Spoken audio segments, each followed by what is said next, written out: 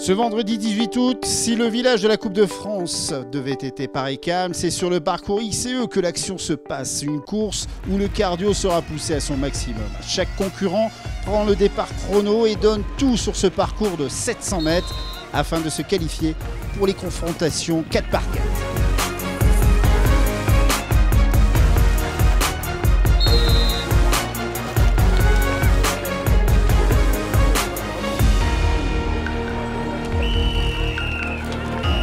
Le XCE, c'est une épreuve d'explosivité, c'est-à-dire que c'est un profil d'athlète qui est un peu différent des crosseurs, où on est plus sur de l'endurance. Là, effectivement, il faut être explosif, donc on ne retrouve pas spécialement les mêmes noms en XCE olympique, en XCE, ce n'est pas le même effort physique. Il faut se qualifier au temps.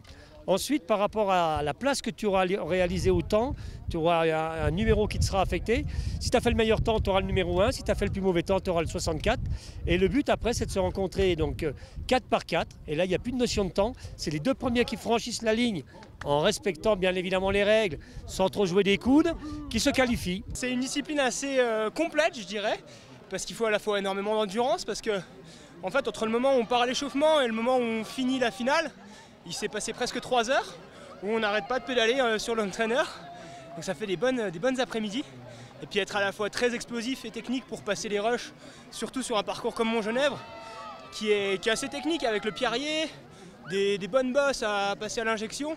Et tout ça à 1800 mètres d'altitude, ça ramène les bronches comme on dit. Ouais, quand même, ouais. Bon, je pense que c'est pas autant la bagarre que chez les garçons. Mais ouais, si ça frotte un petit peu, ça joue un petit peu des coudes, même si j'aime pas trop ça.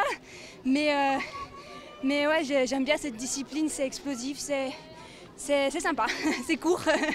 Les champions de France en titre chez les hommes et chez les femmes ont bien répondu présent. Perrine Clausel s'est bien qualifiée pour la finale avec à ses côtés Colline Closure, actuelle leader de la Coupe de France. Excellent départ, mais très vite Colline prend les choses en main et dans le Perrier, Perrine s'accroche à la 2e place. Magnifique victoire de Colline Closure qui empoche du même coup la Coupe de France.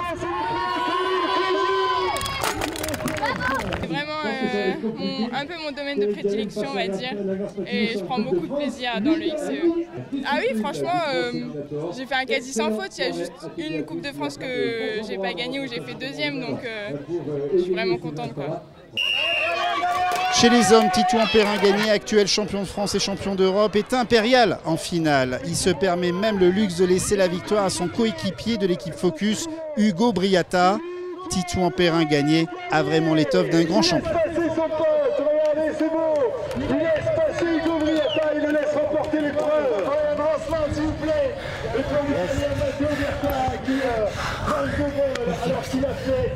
Elle est belle. C'est tout toi, hein, il fallait le laisser gagner. Ah, c'est un de mes meilleurs potes. Ça me fait tellement plaisir que ce soit lui. C'est un immense champion. Merci à lui. C'est un honneur de gagner. Ma saison elle a déjà réussi, elle est magnifique là. Ouais, une victoire sur une manche, de 2e place, le titre de champion de France, le titre de champion d'Europe, la victoire au général. Voilà, c'est bon, là je pourrais aller faire la sieste à partir de maintenant, il n'y aura pas de souci.